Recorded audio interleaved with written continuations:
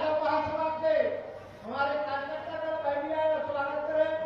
थोड़ी सी जगह बनाए, फोटो खींच जाए। मोहन यादव जिंदाबाद,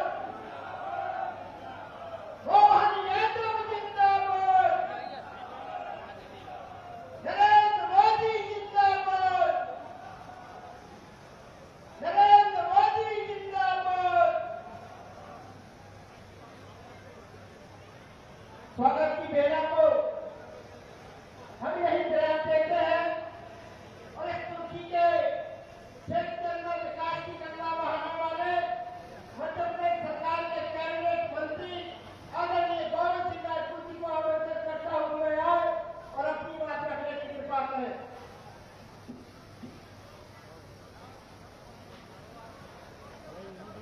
जब पहले सभी लोग रुके की बैठ गया, सभी लोग हाईकमांडर कुशवाहा भी हमारे टीम को उपस्थित है, जयप्रकाश चतुर्वेदी भी हमारे टीम को उपस्थित है। सभी लोग बैठ गए, गोविंद भैया का हाथ सब उद्बोधन सुनेंगे।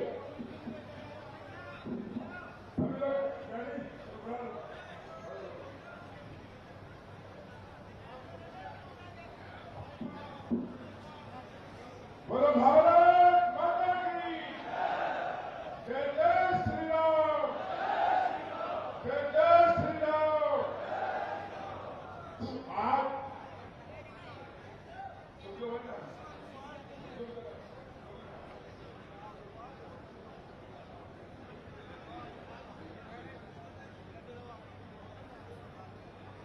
आज नाहरगढ़ की इस धरा पर हमारे मुख्यमंत्री माननीय मोहन यादव जी का दिल से, हृदय से दोनों हाथ ताली मिलाकर स्वागत करेंगे।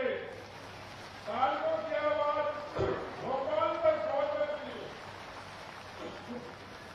बहुत बहुत धन्यवाद। मैंने सुबह माननीय मुख्यमंत्री जी को फोन किया कि मुख्यमंत्री जी थोड़े देर से आना, ऐसा ना हो पंडाल हमारा खाली रह जाए।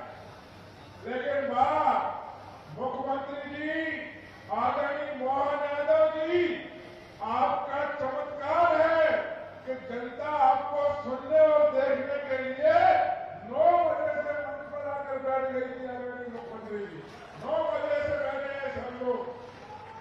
आपका पुनः स्वागत, वंदन, अभिनंदन। मंच पर विराजमान हमारे प्रत्याशी लता वानखेड़े जी, अध्यक्ष गौरव सिरोडिया जी, विधायक आदरणीय प्रदीप बालिया जी, आदरणीय शैलेंद्र जैन जी, हमारे विधायक जो अभी आए हैं बाहर से, 6 बार के विधायक राम निवास रावत जी, हमारे विधायक पीएन लोधी जी, हीरा भैया, हमारे आदरणीय महामंत्री प्रभारी उपाध्यक्ष मुकेश चतुर्वेदी जी, जयप्रकाश जी, पारव साहू जी, अरुणोदय चौबे जी, अभिषेक भार्गव जी, हीरा भैया, नारायण कविमंत्री जी, पूर्व विधायक वीरेंद्र पाठक जी, श्याम तिवारी जी, हमारे संयोजक प्रभुदयाल पटेल जी, रामकुमार पप्पू तिवारी जी, गोविंद सिंह कुर्मी मटियाला, अजब सिंह यादव, विनोद ओसवाल, दही कुरैशी, दीपक जैन, हमारे नेकीराम भट्टी जी, राहुल गोस्वामी जी, सभी अब तो रह गए क्षमा करना, क्योंकि मुख्यमंत्री जी को जल्दी से आज चुनाव का आखिरी दिन है तो मुख्यमंत्री जी को बाहर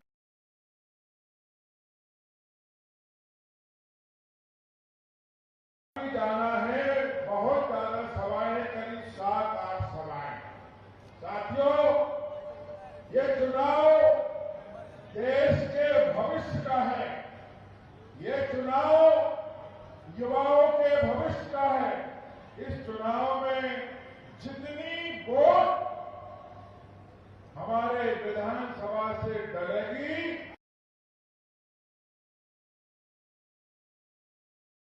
ये वोट लता सीधे प्रधानमंत्री नरेंद्र मोदी जी को दी जाने वाली वोट होगी। साथियों, मैं ज्यादा नहीं बोलूंगा, हमारे मुख्यमंत्री जी को हम लोग सुनेंगे। हम मध्य प्रदेश की विधानसभा की, लोकसभा की बात करेंगे। आज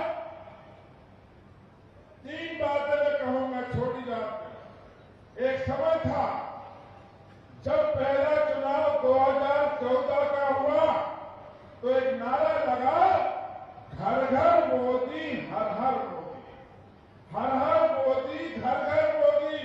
तो क्या हुआ? मोदी जी घर घर पहुंच गए। आज हर घर में प्रधानमंत्री आवास है, हर घर में गैस का चूल्हा है, हर घर के सामने पानी की टंकी, टोटी लग गई। सब चीजों से मोदी जी घर घर पहुंच गए। 2019 का चुनाव हुआ तो नारा आया, मोदी है तो मुमकिन है, मोदी है तो मुमकिन है। तो मोदी जी ने 500 साल पुराना राम मंदिर का मंदिर न केवल निर्माण करा के दिखा दिया, बल्कि भगवान रामलला राम मंदिर में विराज गए। 370 की धारा हटवा दी। मोदी है तो मुमकिन है, ये करके दिखा दिया। अब मोदी है, अब चल रहा है मोदी की गारंटी। तो मोदी की गारंटी तो सब कुछ है, लेकिन एक बात जो पूरा देश नहीं, पूरी दुनिया देख रही है कि मोदी की गारंटी है कि भारत पूरे विश्व में तीसरे नंबर की आर्थिक व्यवस्था के रूप में उभर कर आया। ये मोदी की गारंटी है। मत भारत पूरा देश के क्षितिज पे लहराएगा, ये मोदी जी की गारंटी है। ये चुनाव मोदी जी का चुनाव। प्रत्याशी के बारे में ज्यादा नहीं बोलना चाहता। हमारी लता वानखेड़े जी हैं, 3 बार की सरपंच रही और आपके सामने है। पंचायत का इनको ज्ञान है, छोटी छोटी बातों का ज्ञान है। आप इन्हें पार्लियामेंट में पहुंचाओगे तो आपकी हर समस्या से अवगत है और पूर्ण कराएंगे। और कांग्रेस का प्रत्याशी कौन है? कांग्रेस के प्रत्याशी के बारे में जरा जरूर सुन लो। ललितपुर का है, उत्तर प्रदेश का। जीवन में 3 चुनाव लड़ा और तीनों चुनाव बम्पर वोटों से हारा। 3 चुनाव 3 पार्टियों से लड़ा, तीनों पार्टियों ने चुनाव हारा। एक चुनाव तो 1,05,000 से हारा कांग्रेस से, ललितपुर से। ऐसे 3 बार हारे प्रत्याशी को अगर 3 लाख वोटों से कम हराओगे, उसको अच्छा नहीं लगेगा। इसलिए मेरा निवेदन है, 3 लाख से ऊपर 4 लाख से उसको हराकर मध्य प्रदेश से विदा करो उत्तर प्रदेश के लिए। यही मेरा निवेदन है। क्योंकि हम सब लोग यहाँ माननीय मुखर्जी को सुनने आए हैं, उनको सुनेंगे। आप सबका बहुत बहुत धन्यवाद, बहुत बहुत नमस्कार। अब मैं उस व्यक्तित्व को आमंत्रित करता हूं जिन्होंने मुख्यमंत्री की शपथ लेते हुए इस मध्य प्रदेश के अंदर खुले में बिक रहे मास्क को बंद करा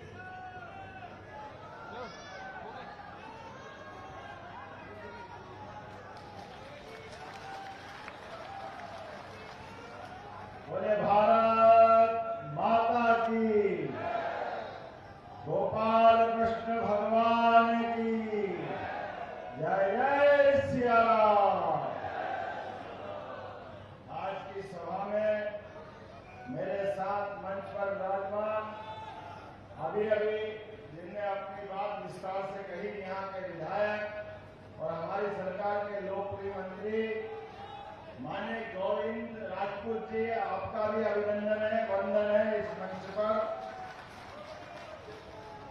जरा तालियां बजाते रहना, मैं नाम बोलते जा रहा हूं लगातार। गौरव सिरोठिया जी जिलाध्यक्ष भाजपा, प्रदीप लालिया जी विधायक मरियावली, मुकेश चौधरी जी प्रदेश उपाध्यक्ष सेक्टर प्रभारी, श्रीमती लता वानखड़े जी हमारी बहन जिनके कारण यहाँ इकट्ठा हुए, जोरदार लता वानखड़े जी का। इस अवसर पर श्री जयप्रकाश चतुर्वेदी जी, विधायक शैलेंद्र जैन जी, विधायक वीरेंद्र सिंह जी, राम निवास जी, जोरदार ताली बजाओ राम निवास सहित सभी विधायकों के लिए। राम निवास जी प्रदेश कांग्रेस के कार्यवाहक अध्यक्ष रह चुके हैं, 6 बार के विधायक और भाजपा ज्वाइन कर चुके हैं। जोरदार तालियां, राम निवास जी पहली बार आए हमारे स्मृति में। इस अवसर पर यहाँ से हमारे पूर्व विधायक पारोल साहू, अभिनंदन करें पारोल साहू जी का। अभिषेक भार्गव, तालियां बजाते रहो। अभिषेक भार्गव जी, अरुणय चौबे जी, हीरा सिंह राजपूत जी, नारायण कबीरपंथी जी, श्रीमती मीना आदिवासी, डॉक्टर वीरेंद्र पाठक, अमित राय, मंडल अध्यक्ष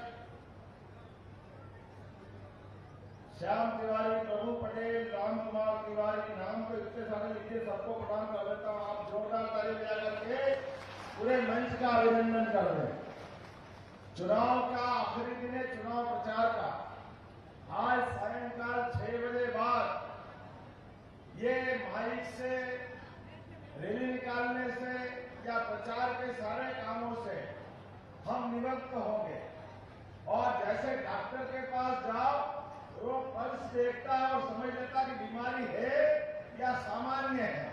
मैं गारंटी दे सकता हूं कि सागर का चुनाव भाजपा भारी बहुमत से जीत रही है, इस बात में कोई शक नहीं। और इस अवसर पर लाडली बहना भी बैठी है, आपका तो वो वंदन अभिनंदन। कल ही 1250 की किस्त आपके खाते में डली है, सारी की सारी बहनाओं के लिए। और यहाँ किसानी का क्षेत्र भी है, किसान के लिए भी कितना ऊंचा सोचते नरेंद्र मोदी जी। किसान तो पहले भी थे। यशस्वी भारत रत्न स्वर्गीय अटल बिहारी वाजपेयी के लिए जोरदार अभिनंदन करें। स्वर्गीय अटल बिहारी वाजपेयी के लिए, जिन्होंने गांव-गांव में सड़क देने का काम उन्होंने पहले किया है। गांव-गांव में प्रधानमंत्री सड़क देकर के विकास के दायरे से गांव को जोड़े। और ये कांग्रेस के लोग उस समय भी कह रहे थे, गांव में सड़क की क्या जरूरत है, गांव में तो बैलगाड़ी चलती है। अब उनको ये मालूम नहीं कि बैलगाड़ी वाला कौन सा सिस्टम है।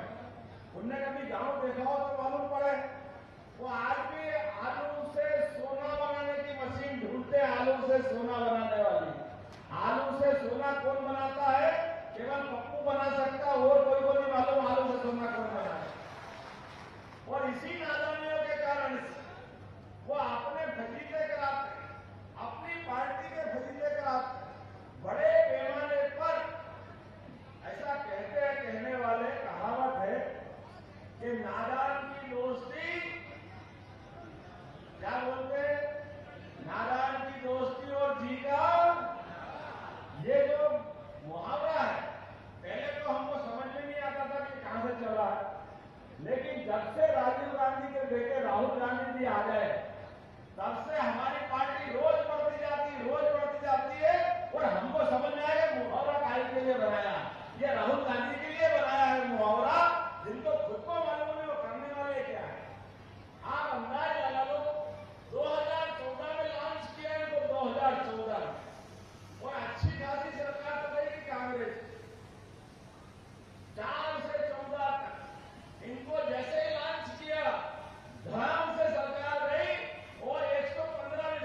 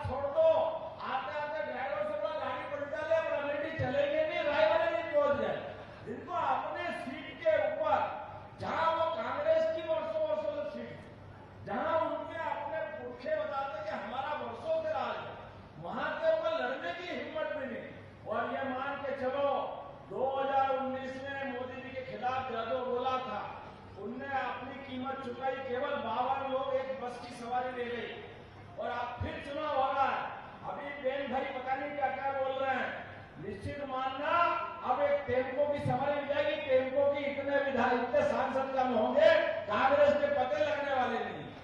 मुझे इस बात को कहने में कोई गुरेज नहीं। राहतगढ़ के अंदर अरे अभी मेरे को कोई भगवान राम की तस्वीर भेंट कर रहा है, कोई ने भगवान कृष्ण की प्रतिमा भेंट कर दी। आप कभी कांग्रेस की सभा देखना, आप उनके इस पूरे मंच पे उनकी हिम्मत नहीं है वो भगवान रामकृष्ण की जय भी बोल रहे। अरे इतना क्यों डरते हो? और रामकृष्ण से डरोगे तो आपको कहां जगह मिलेगी? भारत में तो जगह मिलने वाली नहीं है। बोला जय जय श्री राम। आप चुनाव में आते हो, जनता से वोट मांगते हो, जनता के बीच जाते हो और भगवान राम के नाम में रंगा लगाते हो। आप बताओ, रोज नाटक करते हैं, पता नहीं क्या क्या सोचते हैं। ये माता बहनें हमारी बेटी, इन माता बहनों के लिए कांग्रेस के नेता, प्रदेश के अध्यक्ष चलते चुनाव में बहन इमरती देवी के लिए कितना गंदा शब्द का उपयोग करते हैं। कभी कोई सोच नहीं सकता बहन बेटी के लिए इज्जत ये होना चाहिए, लेकिन वो सरेआम इज्जत उछालते हैं। और उनके बड़े बड़े नेता कमलनाथ, दिग्विजय सिंह, ये भी महिलाओं को कोई आइटम बताता, कोई कंचमाल बताता, कोई रस ढूंढता। ये बहन बेटी की इज्जत करने का सवाल है। बहन बेटियां कसम खा लेना, जो इनको बोलना तो बोलने दो, लेकिन चुनाव वाले दिन आपके मान सम्मान के खातिर पूरे प्रदेश में हवा चल रही है, उनको धूल चटा के एहसास कराएंगे कि बहन बेटी का अपमान क्या होता है, महिलाओं का अपमान क्या होता है, और वो भी दलित बहन का अपमान। कोई अंदाज लगा सकता है? बहन बेटी के साथ ऐसा व्यवहार करे। लेकिन कांग्रेस के लोग घमंड से चूर, सातवें आसमान पे 17 लाख साल पहले हमने वो किस्सा याद करो, भगवान राम के काल में घमंड से चूर होकर के रावण ने सीता माता का अपहरण किया। लक्ष्मण रेखा की गलती कर दी थी माता सीता ने केवल। भगवान राम ने और भैया लक्ष्मण ने तो समझाया था, लेकिन जैसे जनता भोली होती है ऐसे ही अपने सीता माता भी भोली थी। वो समझिए भगवा देश में कोई भला आदमी है, कोई भूखा ब्राह्मण है, वो भिक्षा लेने के बहाने लाया। कांग्रेस के लोग ऐसी चालाकी करते शुरू से, अपने मतलब के लिए नए नए रूप रंग ला के आते हैं, नए नए रूप में आते हैं, लेकिन तब भी वही करते थे, आज भी वही करते हैं। रावण ने भी माता सीता का अपहरण करके घमंड 7वें आसमान पर था, जिसकी लंका सोने की थी, लेकिन 10 सिर से वो बात करने की हिम्मत रखता था, लेकिन घमंड माथे करके बोल रहा था। और हमने सबने देखा भगवान राम का रावण से युद्ध हुआ और रावण से युद्ध में भगवान राम मारने लगे, एक एक करके कटने वाली गर्दनें वापस कट कट के जुड़ती गई। तो ये कांग्रेस के झूठे एक के बाद एक वापस बोलते जाते हैं, किस मुंह से बोलते पता ही नहीं चलता है। तो समझदार ने कहा, भाई साहब आप रावण को मारोगे, भगवान राम से कहा कि आप रावण को मारोगे, रावण ऐसे मरने वाला नहीं है, रावण की मुंडी में मत लगाओ, इसकी नाभि में निशाना लगाओ, इसकी जान अपनी नाभि में है, कहते उसमें अमृत है, जैसे उसकी अमृत के ऊपर तीर लगाया ऐसे आप भी तीर लगाना, जो बोलने बोलने दो, इनके हाथ के पंजे पे इनका तीर लगेगा, अपने कमल के फूल का अपने आप ठिकाने लग जाएंगे आपके माध्यम से। ऐसा भाजपा का वोट देना, इतना वोट देना कि सही साथ निशाने के लगे, इनकी नाभि पे जब तक तीर नहीं लगेगा ये कांग्रेस के लोग मरने वाले नहीं है। मैं आज इस अवसर पर इसलिए कहना चाहता हूँ, भगवान राम के मामले में जो रंगे लगा, भगवान कृष्ण के मामले में रंगे लगा, बोले गोपाल कृष्ण भगवान की। अरे हमारी भी सरकार बनी, सरकार इनकी भी बनी, लेकिन कभी 70 साल तक भगवान राम अयोध्या में पैदा ही नहीं हुए। किसने देखे थे? कहां देखे थे? पूरा देश एक स्वर में बोलता है कि भगवान राम अयोध्या में पैदा हुए। बोलता कि नहीं बोलता? बोलो भगवान राम कहां पैदा हुए? आप बताओ कहां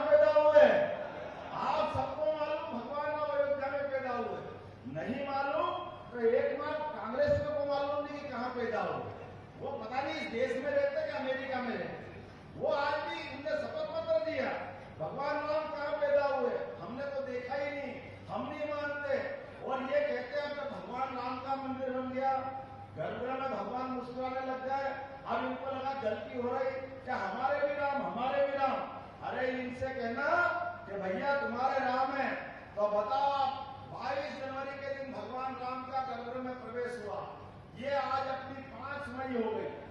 आपने किसी ने भी राहुल गांधी, सोनिया गांधी, प्रियंका गांधी या यहाँ कांग्रेस के प्रत्याशी किसी एक को भी भगवान राम के दर्शन करने जाते देखा क्या? कभी देखा आपने कि दर्शन करने गए? ये गोविंद राजपूत जी यहाँ मौजूद है। आप में से कई लोग बाद में भी गाँव में, पहले भी गाँव में। मैं अपने मंत्रिमंडल के साथ हवाई जहाज लेकर के सब पत्नी हम दर्शन करके आए, बोला जाइए तेरा। अरे तुम भगवान राम से इतनी नफरत क्यों करते? आपका भगवान राम ने क्या बिगाड़ा? आप हिंदुओं के वोट तो लेना चाहते हो, लेकिन भगवान राम का रास्ता नहीं बताते हो। ये आपकी दोहरी नीति, ये नीति आपको डुबाई। इसी कारण से कांग्रेस का लगातार नुकसान हुआ। और भगवान राम छोड़ो, ये शिक्षा नीति में भी अंग्रेजों ने पहली बार 1832 में शिक्षा नीति लागू की और उसमें उन्होंने ग से गणेश जी पाल रहे पहले देश में, लेकिन अंग्रेज के बाद कांग्रेस ने ग से गणेश की बजाय गधा कर दिया कि ग से गधा सिखाएंगे बच्चों। हमें इस बात की प्रसन्नता है, यशस्वी प्रधानमंत्री के लिए जोरदार अभिनंदन करो। 2020 में नरेंद्र मोदी जी ने नई शिक्षा नीति लागू की और हमने मध्य प्रदेश में सबसे पहले लागू की। अब हम अपने वापस ग से गणेश जी का अपना स्थान देंगे और गधे को गधे का स्थान आप दोगे, हम नहीं देने वाले हैं। बोला देने वाले हो कि नहीं देने वाले हो? तो आज अपने बीच में आने वाले समय में आप और हम सब मिलकर के विकास के मामले में बात नहीं कर लें। मेरी सरकार बनी, सरकार बनने के बाद केवल 100 दिन के अंदर हमारी सरकार ने कुछ निर्णय किए। निर्णय क्या किए वो आपके सामने है। हमने कहा कि हर जिले के अंदर एक एक्सीलेंस कॉलेज खुलना चाहिए। बोला खुलना चाहिए नहीं, युवाओं के लिए एक्सीलेंस कॉलेज खुलना चाहिए का तो ताली बजा के बताओ अगर मेरी बात से सहमत। नए दौर के नए समय में हमारे बच्चों को पढ़ने की व्यवस्था होना चाहिए और आप तो और सौभाग्यशाली हो। सर हरि सिंह गौर के समय से विश्वविद्यालय था यहाँ, कोई कारण से वो छतरपुर चला गया तो यहाँ के बच्चे परेशान थे। हमने रानी अवंतीबाई लोधी के नाम पर एक विश्वविद्यालय खोल के सागर को सौगात दी है। बोला अवंतीबाई की अपने विद्यार्थियों के लिए हम नहीं करेंगे तो कौन करेगा? हमने दूसरा काम किया, हर जिले के अलग अलग आकलन कर रहे हैं।